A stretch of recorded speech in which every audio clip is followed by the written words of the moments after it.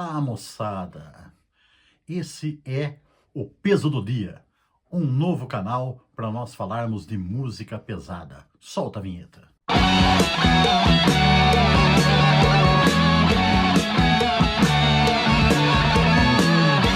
Moçada, saudações pesadas a todos. Estamos inaugurando mais um canal no YouTube a falar de música pesada. O Peso do Dia. Esse canal vai falar de rock and roll, mas assim, sem radicalismo, indo por todas as vertentes, por todos os estilos dessa música fantástica que marcou tanto o século XX e entrou pelo século XXI. Então nós vamos, quando eu falo sem radicalismos e por todas as vertentes do rock, eu estou falando sério. Nós vamos lá desde David Bowie até Slayer, passando aí por Pink Floyd, Black Sabbath, Iron Maiden e tudo mais aí que a gente vai ver aqui nesse canal, né? O meu nome é Renato, nós vamos estar aqui sempre conversando com vocês e eu vou estar aqui na fala, minha filha Isabela vai estar na direção da montagem e nós vamos falar muito aqui de rock and roll, certo? Eu conto com vocês, peço que vocês gentilmente inscrevam-se no canal, deem lá o seu like, que só assim que o canal vai crescer e a gente vai continuar falando sempre aqui de rock para nós aficionados. Então, nesse canal, nós vamos falar assim de bandas, de música, de discos, de personagens, tudo ligado aí ao rock and roll, certo? Nesse primeiro vídeo que nós estamos falando, nós vamos falar então de um disco bastante importante. Eu vou pegar ele aqui para vocês, ó. É esse aqui, moçada, ó. O Peace of Mind do grandioso Iron Maiden. Vejam só vocês, ó. Eu vou tirar aqui o plástico, vou abrir a capinha, essa capa aqui, olha aqui. Grande essa parte de dentro dele aqui, né? Olha a foto da turma aí, com um belíssimo cérebro em cima da mesa aí pra turma mandar o beiço, né? Pode ver o Bruce Lee, isso aí tá com uma maçã na faquinha. Aqui o encarte com as letras, aqui do lado o Derek Riggs, né? E o Martin Birch, os produtores. E a contracapa também, ó. Bacana, né? Essa aqui é uma... Talvez essa seja a primeira edição nacional desse play. Porque esse disco saiu em 83 e essa cópia aqui eu adquiri já em 84, quando ele ainda era novinho. Esse play é muito bom, só que assim, ele não é assim tão comentado entre os discos do Iron Maiden, porque ele acabou ficando meio sanduichado entre duas grandes obras, né? Ele saiu entre o The Number of the Beast e o Powerslave. Por que ele ficou meio sanduichado? Porque o The Number of the Beast dispensa apresentações, todo mundo sabe que é o disco que catapultou o Iron Maiden ao estrelato, certo? E o Powerslave foi aquele disco que consolidou as grandes produções do Iron Maiden, porque a partir daí veio a World Slavery Tour de 13 meses ao redor do mundo, né? A maior excursão que o Iron Maiden tinha feito até então, com uma super produção lá de temas egípcios. Essa excursão passou até pelo Brasil, quando o Iron Maiden tocou no Rock in Rio em 85. Quando eu falo assim, passou até pelo Brasil, vocês podem pensar, grande coisa, o Iron Maiden está sempre por aí. Mas nessa época era difícil. Até 85, shows pesados no Brasil era uma raridade danada. Então, esse Powerslave teve muita importância também. O Peace of Mind, ficando entre os dois, ficou um pouquinho eclipsado por eles. Mas, na verdade, musicalmente, não deve nada nem a esses dois, nem a qualquer disco do Iron Maiden. Porque é um disco fantástico. E ele segue uma tradição que o Iron Maiden tinha na época, que não era muito legal. Que o Iron Maiden, esse aqui, ó, o Iron Maiden gravou o primeiro disco, auto-intitulado, o Killers, o The Number of the Beast e esse aqui, seu quarto álbum.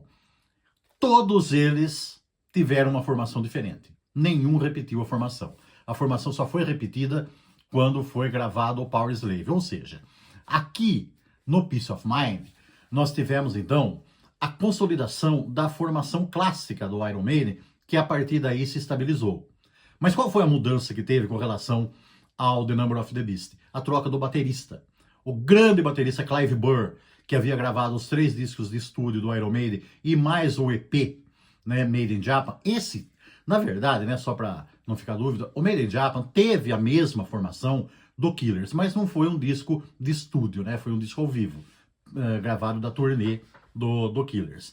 Então, o Clive Burr, que tinha gravado os 3 discos anteriores do Iron Maiden, saiu da banda e aqui entrou o Nico McBrain, o batera que ficou depois e nunca mais saiu do Iron Maiden. Está lá até hoje, né? E a formação se estabilizou bastante aqui a partir desse disco, com o Bruce Dickinson no vocal, Dave Murray e Adrian Smith nas guitarras, o Steve Harris no baixo e o Nico McBrain na bateria, que acabou virando a formação clássica do Iron Maiden. Esse disco aqui foram extraídos dele 2 singles, a The Trooper e a Flight of Icarus, 2 grandes músicas que são obrigatórias até hoje nos shows do Iron Maiden, junto com a maravilhosa, lindíssima e esplêndida semi-balada Revelation, que também é daqui, tá? Porém, com tudo isso, eu queria falar mais uma coisinha que eu vou falar para vocês aqui, que vai ser muito comum aparecer aqui. Quando eu falo de The Trooper, quando eu falo de Revelations, quando eu falo de Flight of Icarus, e a gente tem tantos outros, esses fazem parte dos clássicos do Iron Maiden. Todas as bandas têm lá os seus clássicos, né? Mas eu, né, tenho alguns clássicos meus. Nesse disco aqui mesmo, eu vou falar uma música para vocês, que é um dos motivos de eu falar desse disco aqui, hoje, que é uma música chamada To Tame a Land, que é a última música do lado 2 aqui, se você considerar o vinil, né? E também o cassete, no CD é a última música do disco, se não tiver nenhum bônus. Essa To Tame a Land, eu considero maravilhosa, uma música linda, linda, linda, 7 minutos de tudo aquilo que o Iron Maiden sempre fez de muito bom para nós, né? Ela tem aí climas variados durante a música, né? Ela tem uma atmosfera meio egípcia, depois ela pega peso, depois ela dá uns altos e baixos, e por aí vai até ela terminar. O que tem essa música de diferente? Essa música aqui, o Steve Harris, que é um dos principais... Eu vou colocar o disco de lado aqui, não tem sentido também ficar só segurando ele, né? Dá licencinha. Fica aí quietinho, depois eu guardo. O Steve Harris, que é um dos principais compositores do Iron Maiden, ele sempre teve uma característica. Ele sempre gostou de escrever músicas baseadas num livro que ele leu ou num filme que ele assistiu. E vocês se lembram muito bem que agora, recentemente, passou um filme chamado Duna, né? Que muita gente foi um sucesso de bilheteria, muita gente assistiu. Mas esse Duna, para os mais jovens, esse Duna não é o primeiro Duna. E também, esse Duna, essa ideia, essa história da Duna não surgiu no filme, surgiu no livro. Um livro que foi escrito em 1965, lançado nos Estados Unidos em 1965, por um escritor chamado Frank Herbert. E o Steve Harris leu esse livro, porque essa To Tame a Land fala exatamente dessa Duna, aquele planeta lá, indefinido, num futuro distante, com todas aquelas histórias lá que quem assistiu conhece. Então, até eu achava, quando eu vi o filme Duna no cinema, o disco de 83, o filme Duna de 84, e eu assisti ele aqui quando ele foi lançado aqui no Brasil, por volta de 86, por aí. Quando eu vi o Duna no cinema, eu achava que o Steve Harris tinha feito a música por causa do filme, mas depois eu descobri que não, porque o disco é de 83 e o filme foi lançado em 84.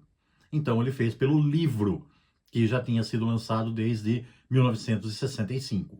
Né? Então ele leu o livro e fez a música. Aí vocês podem pensar assim, como o disco já tinha sido lançado, não teria sido legal essa música To Tame a Land ter feito parte da trilha sonora do filme Duna? Teria sido maravilhoso, mas teria sido maravilhoso para nós que gostamos de heavy metal. Não daria certo ter colocado, porque o heavy metal ainda é hoje em dia, mas em 85 era escabroso, assustava todo mundo. Então se essa música tivesse pintado no filme Duna, ia ser ruim comercialmente pro filme, né? É claro, quando eu fui no cinema que vi o filme lá, se tivesse tocado To Tame a Land, acho que eu tinha subido pelas telas, né? Mas nós que gostamos, né? Então até entendo de não ter tido um contato com essa música e o filme.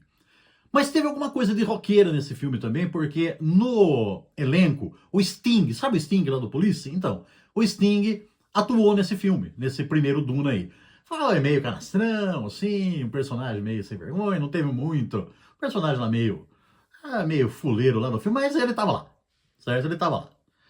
Então, teve esse filme aí, que, surpreendentemente, teve a ver com, quando eu assisti, eu tive aquela surpresa de identificar o filme com a letra do To Tame a Land, essa música maravilhosa do Iron Maiden. Então fica aqui a dica para vocês que assistiram o filme Duna 2, para assistir o 1, né, lá da década de 80, é um filme legal. Fuça aí, YouTube da vida, aí você vai achar, né? E assista os dois e ouça de novo To Tame a Land e o Peace of Mind inteiro e o Iron Maiden de novo, sempre, porque é tudo muito maravilhoso. Falou, moçada, nós vamos ficando por aqui nessa primeira, tá? Mas vem muito mais coisa pela frente ainda. Beleza? Então, ó, mantenham-se pesados, saudações pesadas de novo e até a próxima. Yeah!